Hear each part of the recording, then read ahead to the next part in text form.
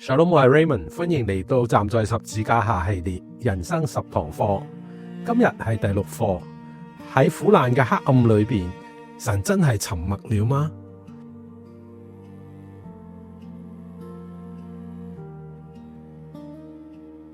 我站在十字架旁邊，突然烏雲密布，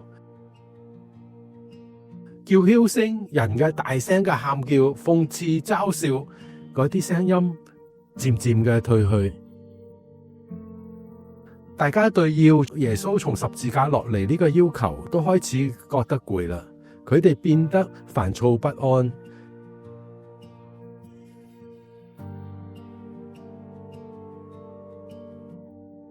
耶穌仍然係沉默，氣氛緊張到令人窒息，仿佛全世界都喺神觀看。我抬頭望天，期望住從天上嚟嘅回應，但係我見到嘅只有烏雲，冇從天上邊嚟嘅聲音。神啊，你喺邊度呢？你點解粒聲唔出啦？點解你唔介入為受苦嘅耶穌發聲啦？耶穌係無辜嘅，你點解唔為你嘅兒子發聲辯護呢？耶穌受洗嘅時候，你曾經講，呢個係我嘅愛子，我所喜悅的。你唔單止對耶穌講咗呢啲話，就算連聚集喺約旦河邊嘅所有人都聽見呢句話，你公開咁表達咗你對耶穌嘅喜悅。當耶穌喺山上改變形象嘅時候，嗰啲發光嘅雲彩環繞住佢。你話，這是我的愛子，我所喜悅的，你們要聽他。喺嗰一刻，你喺門徒嘅眼前彰顯咗你對耶穌嘅喜愛。父啊，但係而家呢？點解你喺呢個關鍵嘅時刻唔出聲呢？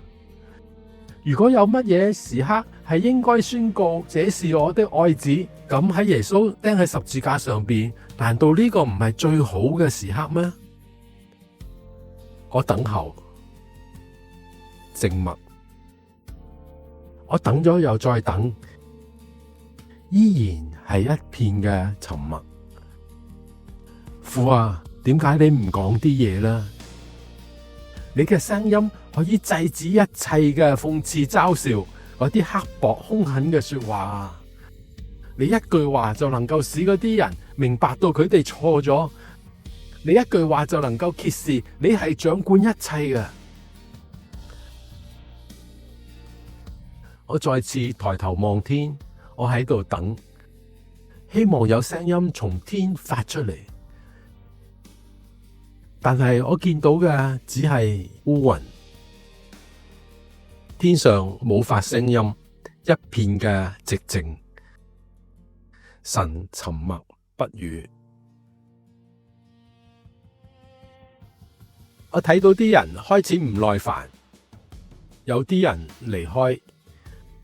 佢哋睇嚟係好憤怒、激動，亦都係十分嘅失望。喺令人不安嘅沉默當中，有個諗法喺我心中升起，係一個出乎我意料之外嘅諗法，係一個我幾乎唔敢講出嚟嘅諗法。我對神實在有啲失望。我喺度諗，如果我係神，我會做啲嘢。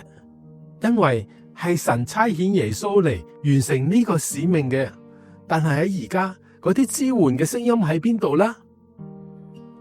耶穌應該得到天父嘅肯定，神係有能力介入嘅，但係點解佢唔喺呢個關鍵嘅時刻發聲相助呢？佢嘅榮耀足以令到嗰啲冷嘲熱諷嘅人全部啞口無言，就算神只要講一句說話都得啊！但係點解喺最需要嘅時刻，神保持沉默啦？神啊，你真係掩面不顧咩？呢個係我哋每次遇到痛苦黑暗嘅時候，心裏邊時常發出嘅問題。當我繼續企喺十字架前邊，懇切地向天父禱告，突然神嘅靈感動我，我仿佛聽到神嘅聲音，神正係對我嘅內心講話。啊！神唔係沉默不語嘅。我諗起以利亞，佢曾經以為喺風、地震同埋火裏邊揾到神，但係神並不在其中。係啊，神當然可以藉着風、地震同埋火嚟講說話，但係喺嗰一刻對以利亞嚟講，神係用極細小、微小嘅聲音嚟對佢講話。希伯來文微小呢個詞係 damama， 意思係沉默 silence。咁樣神係咪真係沉默嘅呢？唔係我哋所想象嘅嗰種沉默，仿佛佢係漠不關心。神的確喺度講話，神用微小嘅聲音，一種寧靜嘅聲音喺度講話。而呢種聲音係需要我哋內心嘅平靜，需要我哋心靈嘅安靜，只能夠聽到佢嘅聲音。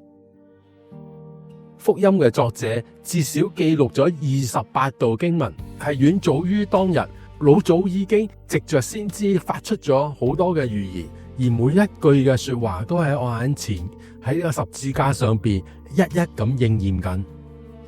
神正係透過聖經裏邊佢曾經講過嘅說話嚟同我講嘢。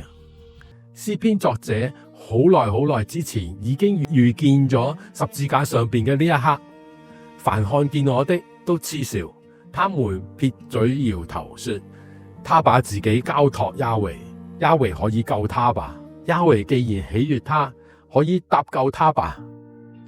神喺度話我聽，呢啲嘅預言正係實時應驗緊。嘲諷、恥笑、嘴搖頭，呢啲好似飛鏢咁樣掟向耶穌。每一個動作，每一句辱罵，每一句狠話，都係精準地同呢啲嘅預言符合。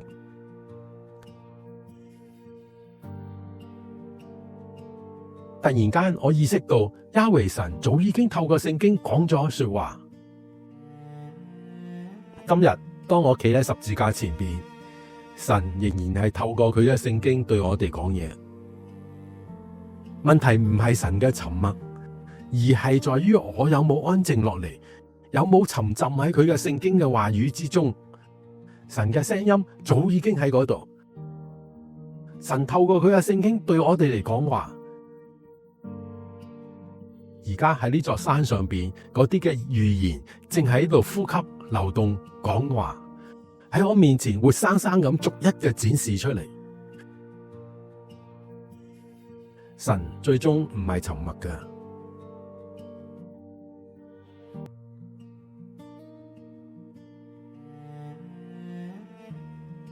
當我企喺呢度望住耶穌嘅面孔，呢啲嘅事情變得無比嘅清晰。我見到耶穌一個好堅定，一個好順服，一個完全平靜嘅人，佢信靠雅維，即使係嘲諷越演越烈，即使係恥笑嘅聲音不絕於耳，即使係所有嘅叫囂都嘗試要佢屈服落嚟，但係耶穌依然信靠住雅維。耶穌真真正正咁活喺神嘅話語裏邊。耶穌熟悉聖經，佢知道詩篇22篇嘅經文，佢嘅生命始終係充滿住神嘅話語。等我哋細心嘅再次思考下詩篇22篇第8節，他把自己交託雅維，雅維可以救他。雅維既然喜悅他，可以搭救他。首先，耶穌信靠雅維。佢從來冇屈服於啲人要求佢從十字架上邊落嚟，佢頂受咗呢啲嘅壓力。耶穌知道佢對雅維神嘅信靠會被嘲笑，耶穌知道佢對天父嘅信服會被誤解，佢知道佢信服雅維嘅旨意會被恥笑。另外，詩篇22篇8節繼續咁講，雅維可以救他，因為雅維喜悅他。可以搭救他吧？但係雅維搭救咗耶穌咩？喺我哋眼中，我哋希望神將耶穌從十字架上邊救落嚟，咁樣佢就可以終止一切嘅苦難，等嗰啲冷酷嘲笑嘅人全部閉口。我哋認為咁樣就可以解決晒一切嘅問題。但係其實個重點並唔係阻止耶穌受苦同埋死亡。亞維確實係介入咗，並且拯救咗耶穌，唔係終結咗耶穌喺十字架上面嘅苦難，唔係阻止耶穌唔使死喺十字架上邊，而係喺第3日使耶穌從死裏邊復活。關鍵係喺個時間上邊，我哋必須要明白神嘅時間。我哋成日以為自己比神聰明，我哋希望神立即採取行動，我哋唔耐煩，我哋唔想等。但係我哋自以為比神更有智慧，我哋諗，如果我係神嘅話，我就會咁樣嚟做啦。我哋太高估自己啦。然而喺十字架上邊，耶穌向我哋展示咗乜嘢叫做真正嘅信心。耶穌實在係憑住信心嚟活。我哋是否曾經諗過耶穌係憑住信心嚟活呢？可能我哋從來未諗過耶穌係憑住信心嚟活嘅。佢一生人都係憑住信心嚟生活，信靠亞維。同我哋一樣，佢需要喺對亞維嘅信心上邊不斷嘅成長。而家喺佢生命嘅盡頭，喺十字架上邊，喺呢個最嚴峻嘅苦難考驗裏邊，佢仍然係憑住信心嚟生活，信靠天父。我而家開始睇到一個更深嘅真理，佢冇從十字架上邊落嚟，唔代表神唔喺度。睇嚟好似神係沉默，但係絕對唔代表神唔喺度。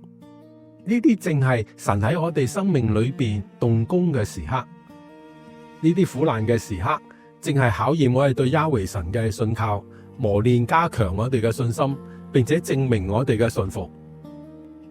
而我而家明白，咁樣嘅信服只係喺苦難裏邊能夠鍛煉出嚟嘅。人生冇可能冇苦難，苦難帶嚟好多痛苦。我哋好多時都係想盡一切辦法去避免呢啲痛苦，唔公義就係其中一樣最令人難以接受、最令人討厭嘅苦難。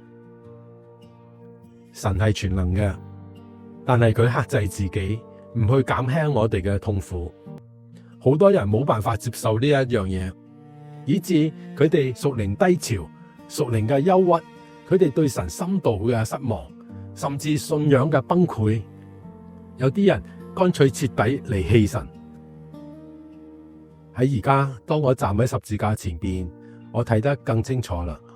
十字架唔係耶穌生命嘅終點，復活即將嚟到，拯救最終係會嚟嘅，唔係從十字架上邊救佢落嚟，而係藉着死亡使耶穌進入復活嘅生命。亞維必定會從死亡裏邊拯救耶穌。耶穌嘅信心受到死亡嘅考驗，喺十字架上邊垂死嘅時候，佢將自己交託俾父神，相信亞維會使佢從死裏邊復活，進入復活嘅生命。神嘅說話唔會落空。而家我必須苦心自問，我嘅信心呢？我係唔係一生都信靠並且信服亞維呢？我向天父禱告，父啊，我信靠並且係信服你。然而，我心裏邊仲有一啲嘅擔心。當我背起自己嘅十字架跟隨耶穌嘅時候，耶穌所受嘅呢啲苦難，會唔會成為我嘅苦難呢？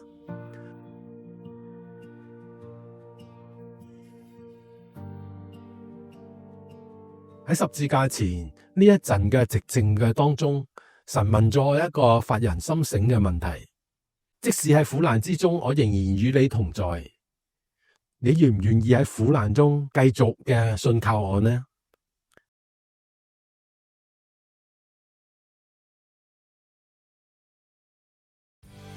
？Shalom，喺苦難嘅黑暗裏邊，神似乎係沉默唔出聲，但係神從來冇走開過。佢唔係漠不關心，佢唔係無動於衷，佢係喺我哋嘅痛苦裏邊，同我哋一齊經歷承受緊苦難。聽日我哋將會喺第7課裏邊學習更多耶穌嘅樣式。聽日見。